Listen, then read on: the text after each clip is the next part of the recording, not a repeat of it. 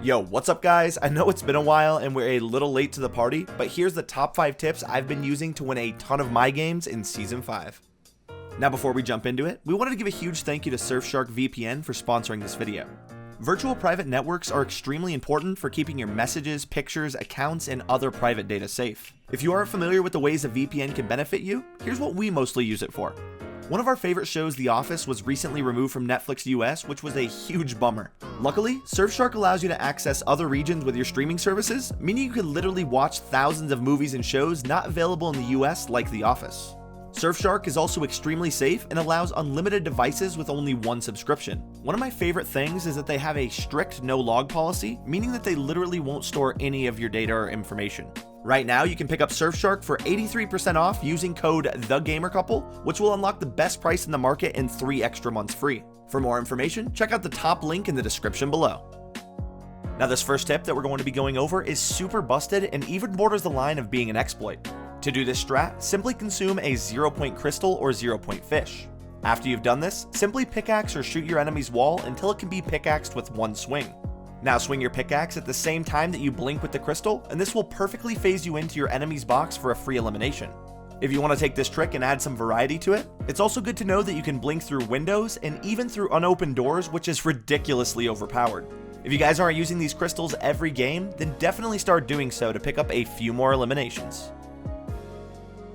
So right now, there's actually 2 ways in game that are insane for rotating, and I see very few people taking advantage of them. The first is a trick with the snowy floppers. If you're on a hill or build up really high, all you have to do is pop a snowy flopper and then slide down backwards ramps to pick up some insane speeds. If you combo this strategy with another mobility item like peppers or impulses, you can easily go 200 meters in just 10 seconds. There's also another rotation tip that I've been using like crazy that's even easier to do. All you have to do is eat a crystal and then use a bouncer to get some verticality. After you've bounced up, you can just keep blinking into the sky for a really solid rotation.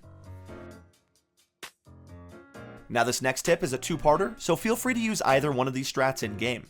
For the first tip, place a cone directly off the top of your enemy's box. Now throw a shockwave inside of the cone, and this will send you perfectly forward right into the box. This is very similar to the crystal phase trick, and there's not really much you can do to counter it if done correctly. For the second shockwave tip, simply walk up to the enemy's wall and throw a shockwave directly above your head. This is going to send you back a tiny bit, but break their wall at the exact same time.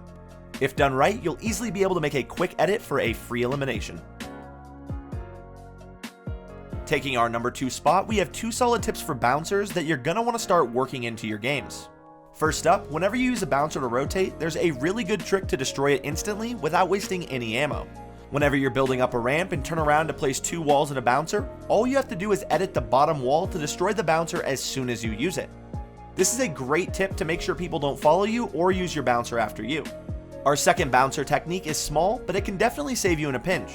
Most people know that you can use a bouncer right before hitting the ground if the ground is flat, but if the ground isn't flat, there's still a chance to save yourself. All you have to do is hold out your wall while falling and spam your bouncer at the same time. This will sometimes allow you to place a bouncer on the side of your wall, saving you from any potential fall damage. And last but not least, to end this video off, we just wanted to go over 1 tip for when you're using the charged shotgun and 1 tip for while you're playing against it. The charge is the hardest hitting shotgun in the game right now, so it's important to know how to avoid it and how to dominate with it. The first charge tip we have is for when you're playing against it. The charge excels in slow fights, and most of the time people will charge it up and just wait for you to make an edit. This isn't really a bad play, but good players know there's an easy way to counter this. To do this, all you have to do is make an edit and then quickly reset the wall. This should bait out your enemy's charge shot and leave them super vulnerable directly afterwards. The second charge tip is for when you're using it on defense.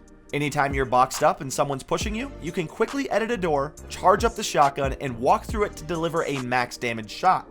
Whenever someone's playing aggressive against you, they might not even notice that you've edited a door, and this is a really good way to get some free damage. Sometimes while using this trick, the enemy will notice the door and try to open it, which locks them into a door opening animation, allowing you to get a completely free shot off. This tip is a little more niche, but can definitely dominate when used in the right situation. Well guys, that's going to go ahead and wrap it up for this video. It feels so good to make content again, and we can't wait to get back into the swing of things. As always, thank you guys so much for watching, and we'll see you next time.